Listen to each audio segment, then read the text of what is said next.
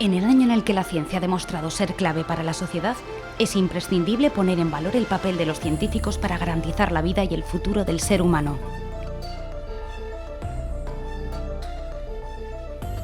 Aragón ha mirado cara a cara a la investigación y fue la primera comunidad en tener una ley de la ciencia.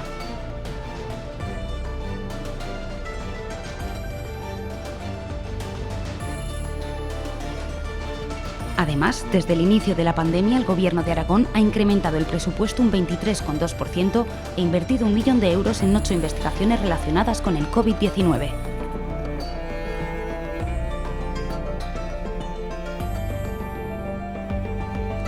La mejor forma de afrontar el futuro es saber de dónde partimos, y el fondo I+D+I es una herramienta perfecta para hacerlo.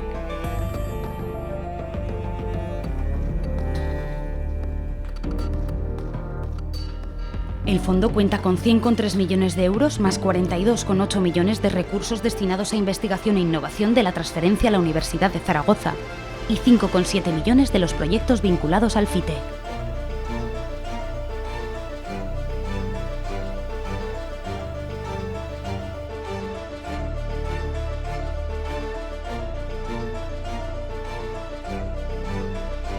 Aragón quiere pisar fuerte en el futuro y para ello es necesario apostar por la ciencia y dotar a los proyectos aragoneses y a nuestros científicos de los recursos necesarios.